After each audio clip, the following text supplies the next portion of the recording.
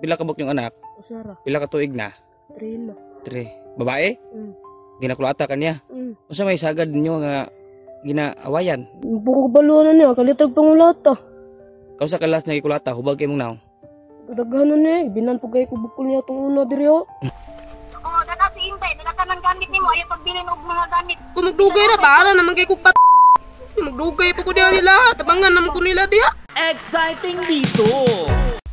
So mga katropa, padulong mi karon sa Cagayan de Oro sa pier para mahatod si JJ kauban yang anak mga katropa. Kini si JJ, si rescue ni kagahapon no sa XFM News team dito sa Barangay Bangkod. Nya pag naki-coordinate mi sa Barangay Bangkod mga officials nito. Nya amo sa nakuha dito sa Bukirong bahin sa Barangay Magsaysay. Kay nag-umbra sa dito mga katropa nang guna, nangyawat in town nga ay kwarta ang maong kining babae nga gikuanin taon gikulata siyang bana mga katropa siyang kalibin partner. So ang storyaan ni mga katropa, ang pamilya ni JJ dito sa Cebu, sa Liloan Cebu, nagdiin-diin og pangitag tabang, no? Nagdiin mga katropa nangitag tabang. So sa XFM naka-chat ang iyang mga igsuon diri sa XFM Bukidnon. So atong i-verify, i-validate ang maong report atong na klaro dito sa Barangay Bangkod nga tinuod no ang maong report. So gihatag ang action sa XFM News team, kauban ako ang mga kauban, Christian Bakyugon, si Papa Joe Bihok, mga katropa. So na-rescue na to, malampuson. So ang proseso ani nag-coordinate po ta sa Barangay Bangkod. So hangtod nga isaka tas mga opisyalis sa syudad sa Malaybalay nakakuha ta og dugang tabang, labi na gyud sa City Mayor's Office.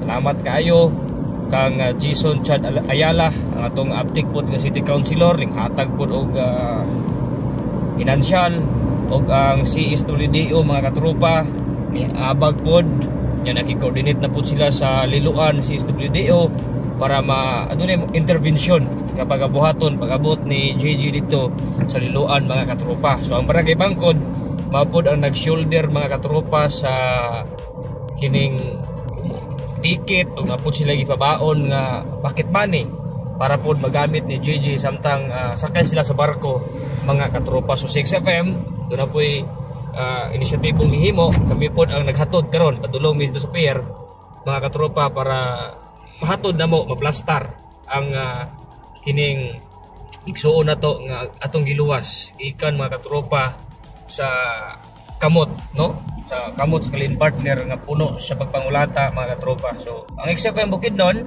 nagki-koordinar na pod dito sa XFM Cebu. Aron ang XFM Cebu na pod ang musundo nini pagdunggo ning barko nga sakyan o gihatod dito sa Liloan. So utrohon na mo, daghan kayong salamat sa buhatan sa Mayor's Office, buhatan ni City Councilor Jason Ayala o sa Barangay Bangkod, mga opisyalis o ang City Social Welfare Development Office mga katropa. So ang XFM mutulay labi na sa panginanglanon sa tuwang kigsuunan nga dinaog-daog mga katropa.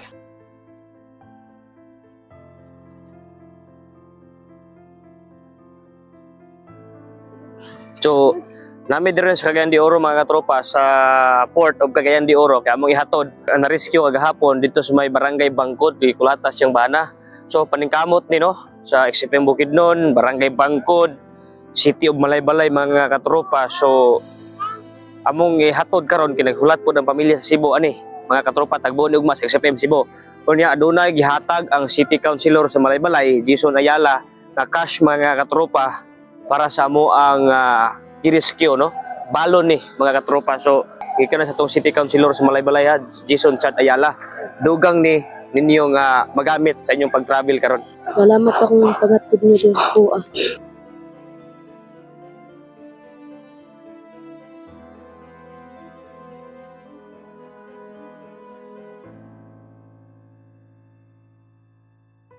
So mga katropa, hingpit na namo nga hatod sa Port of Cagayan de Oro ang among na-rescue kagahapon dito sa Bangkod, Malaybalay City, Bukidnon. Ang babae o anak ni kulata kini sa kalibin mga katropa. Sa mga pamaagi, no, sa mga tabang sa LGU Malaybalay, Barangay Bangkod, mga tao nga nag-initiative mga katropa, hingpit nga makauli sa Cebu ang atoang girescue kagahapon dito sa Bukidnon. Ug karon nagpasalamat usab kami sa police port, no? Mga kaigsunan namo diri sa Cagayan de Oro, mga guard na naa diri ni Tabang para mapadali ang pagsulod sa among narespondihan kagahapon sa Bukidnon. Trans-Asia ang gisakyan mga tropa, dali kay pagproseso sa mga papel wala kuti-kuti. Kaya adunay pamilyang gahulat dito sa Cebu mga katropa. Utrohon namo, salamat kayo sa port police, mga security guard ni Tabang diri para mapadali ang among transaksyon mga katropa. Hello! Look, Louie. Hello, Inday! Nada.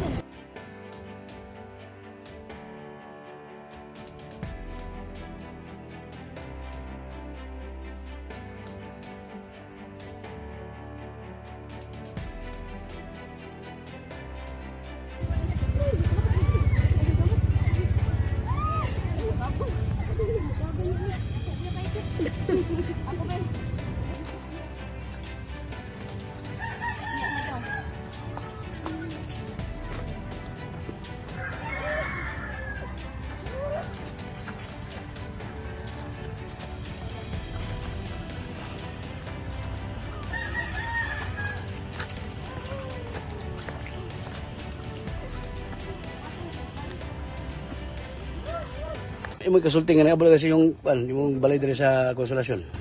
Pasalamat po kayo, sir. Ngayon kong gato dahil, sir. O saan na dito dulay? Wala ta ko sa kumbana, sir. Ay. Unya. Sa imo ning bana kapuyo nimo. Kapuyo la. Pila mo katuig ni? 5 na. Pila bata nyo? Maro ni isa. Nya osma kanang asa man kita ani niya? Asa man kita? Niyari man sa Cebu. So gidagay niya dito. So taga dito siya. So pila mo katuig nag-ibon? 5 na. 5 katuig. Sulod sila makatuig so dai imong nadangatan ngadto kaniya. Bunog. So kanang mag-away mo? Agad-adlaw ni? Kadadlaw bunog. So nasa gikasilosan nimo? Sinusan po kayo, pag niya adik po kayo. Kasi pangalan niya? Warren. Pila din Warren? Di po ko kabalo, sir. Pero ang iyong pamilya asa man taga-asa? Taga dito ra po. Nabagay panawagan kang Warren? Wala man, sir. Pero katong pag-rescue sa imo, uban sa XFM nga malay-balay Bukidnon, wala mo nakita yung Warren. Wala na. Kaning video, so may ipaabot mo nga kwan, ipaabot mo nga mensahe kang Warren kung magaduho siya. Para makahibaw po siya ba sa iyang gibuhat nimo. Magabaan na siya sa iyang gibuhat na ako. Di ka ma-file kaso niya. Magabaan na siya, sir. So ang gining bata, di na niya makuha niya. Di na niya ma... Dili po na ako niya ihatag. Sige. Pili na ni? 8 na katuig. Kasi pangalan mo? Gigi. Gigi. Gigi Binsi. Okay, sige.